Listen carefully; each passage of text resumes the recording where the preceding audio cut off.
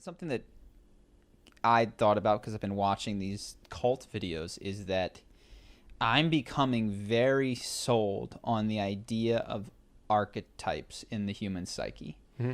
Because as I watch these cult videos, the strongest persuasion link you can have is the persuasion link of father. It's incredible. I mean, Catholic Church, bless me, Father, for I have sinned. Mm-hmm. Like, how do you gain authority over someone? You say hit you're their dad. the neural circuitry of I am your daddy. Yeah. That is how you do it. And there's all of these ways in which they do it, but the Marines are your brothers, and the drill sergeant. There's that thing. There's nobody but, and he's your daddy. That's. I'm your father now. Yeah. It's built in that there is a daddy circuit, and what do you do with your daddy? You listen to him, right? Which isn't even true all the time.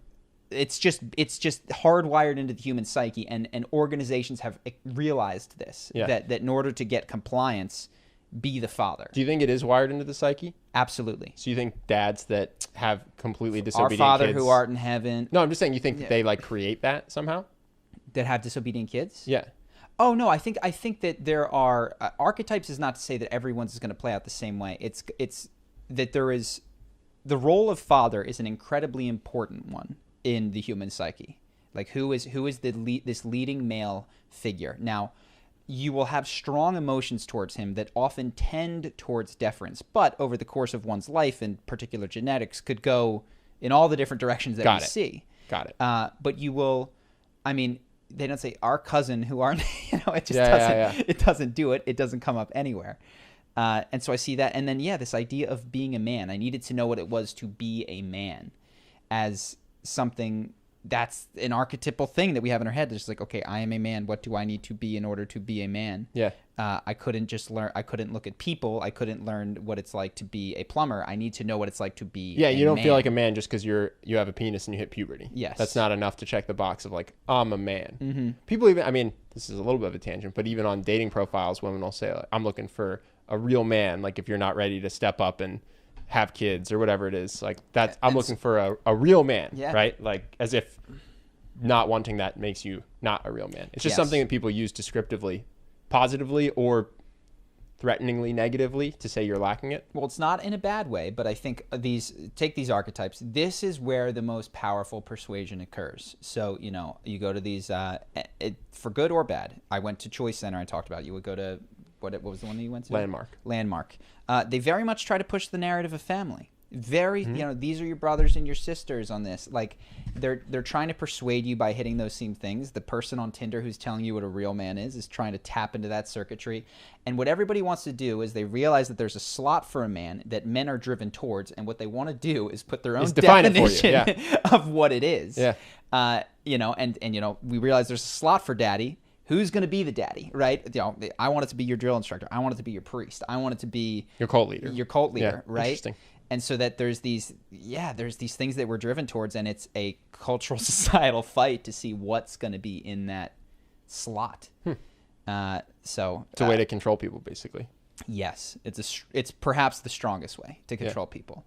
Because how else do you get 1,000 people to a handful of guns? But there weren't 1,000 guns. There were definitely not 1,000 guns. Like many of the people drank the cyanide willingly. So I don't know if you found what toxic masculinity was. Yeah. So here's a definition by Terry Coopers. I guess he talks a lot about psychoanalytic content. Mm-hmm. So he defines it as the need to aggressively compete and dominate others, and as the constellation of socially regressive male traits that serve to foster domination, the devaluation of women, and homophobia and wanton violence. Toxic masculinity serves to outline aspects of hegemonic masculinity that are socially destructive, such as misogyny, homophobia, greed, and violent domination. So socially destructive. So the first part was the one that I was like, competition. I mean, are you kidding me?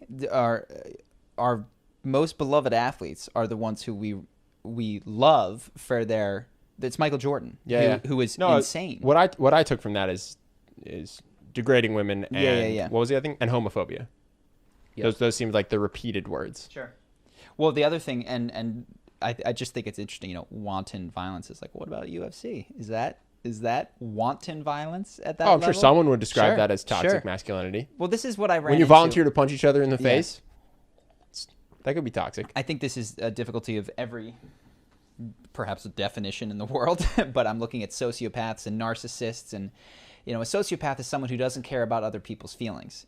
It's like, well, I've seen every person on my block walk past the homeless guy on the corner. Are we also, like, when do we care about other people's feelings? When is it wanton violence, and when is it appropriate levels of shoving? Like, that's the argument that needs to be had. And then, of course, there's other things where you'd be like, okay, don't degrade anyone. Yeah. Like, hope that you guys enjoyed that clip. If you want to see more like this and have us do more podcasts, we are 100% funded by our generous patrons. And if you'd like to contribute, there's a link in the description, and we'll have one pop up on the screen right here so that we can do more podcasts where we have fun conversations and hopefully some deep ones like this. Either way, hope that you enjoyed the video, and I will see you in the next one.